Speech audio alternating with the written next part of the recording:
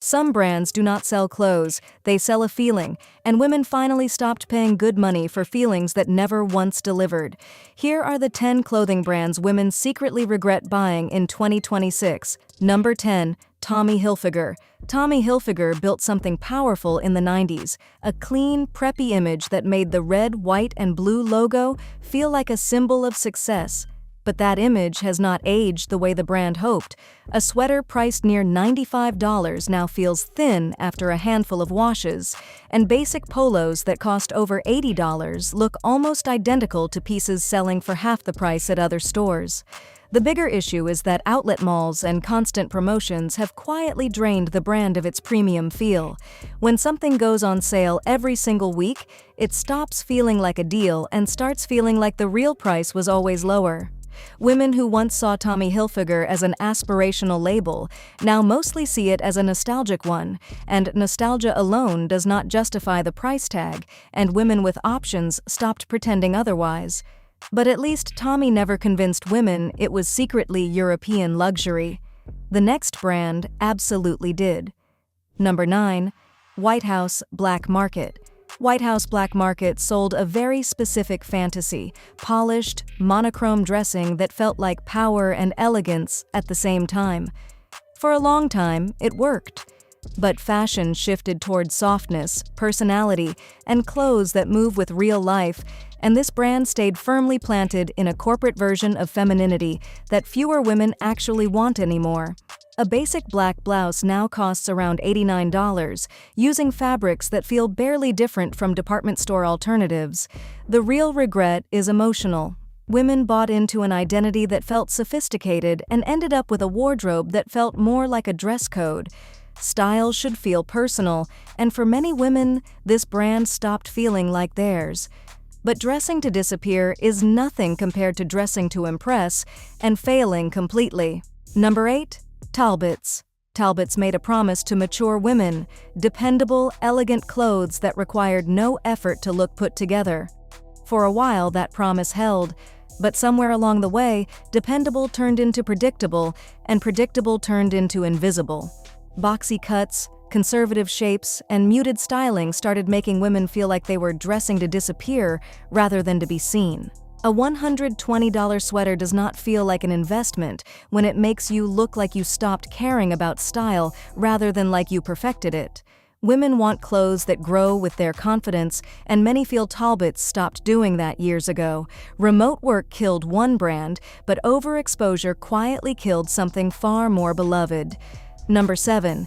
Ann Taylor.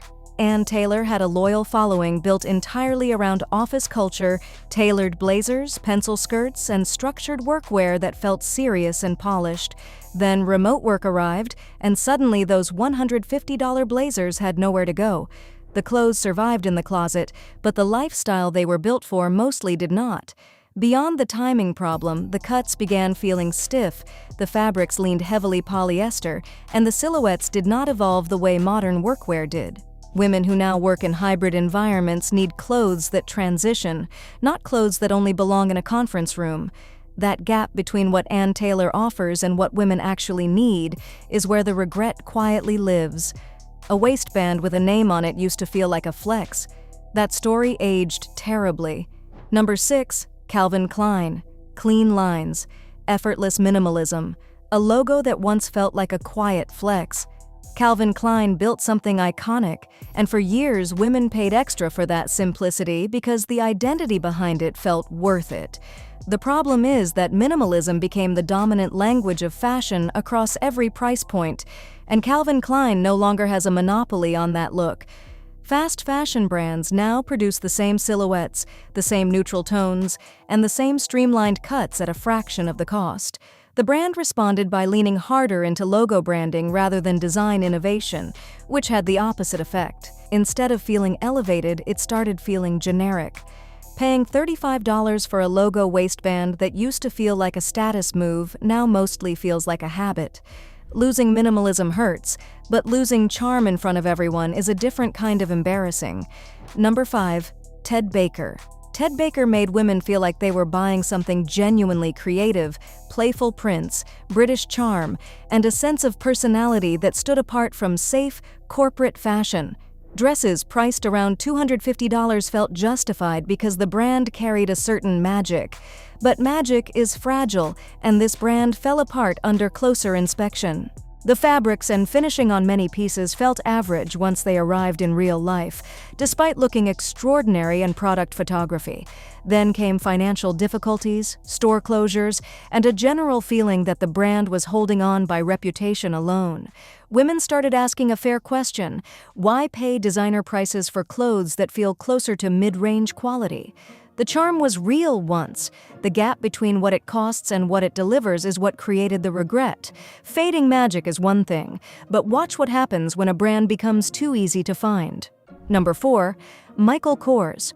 Michael Kors cracked a brilliant code for a while, offering the feeling of luxury at a price that felt attainable. Handbags, watches, and coats carried a sense of status that did not require a designer budget, and women genuinely loved that. But the brand grew too fast and too loud. Outlet stores started appearing everywhere, heavy discounts became the norm, and the logo that once felt aspirational became overexposed.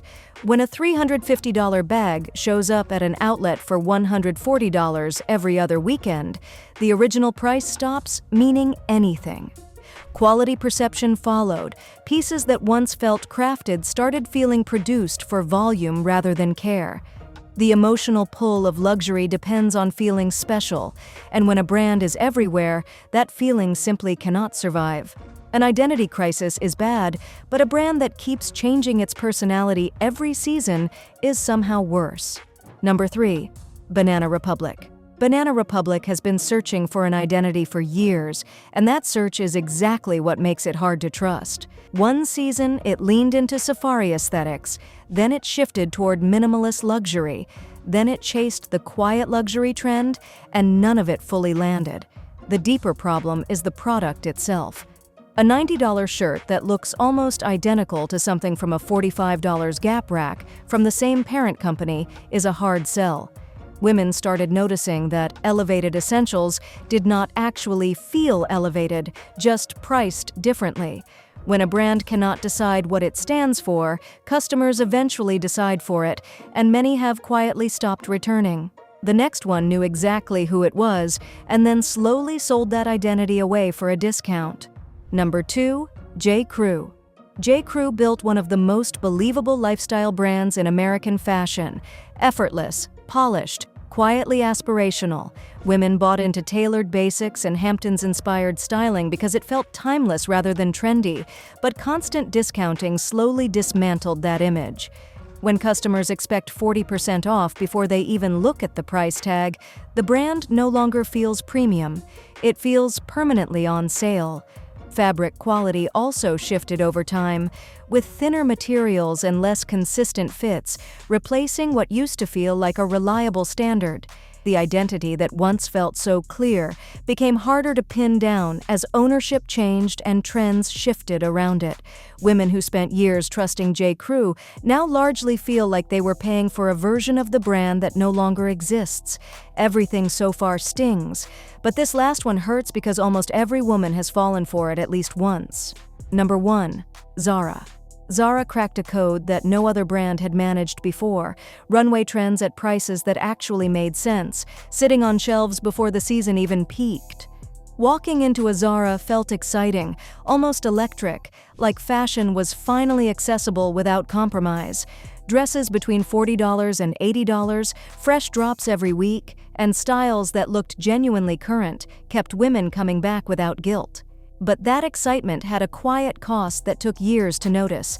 The fabrics ran thin, the stitching rarely held past a few washes, and the trends moved so fast that last month's statement piece already felt dated before the next paycheck arrived. Closets filled up quickly, but satisfaction never followed, because a wardrobe built on constant newness never actually feels complete. Women were not shopping anymore. They were just feeding a cycle that Zara designed specifically and very deliberately to never end. In 2026, most fashion regret comes from paying for hype that never matched reality. Subscribe for more honest breakdowns of the brands everyone secretly questions.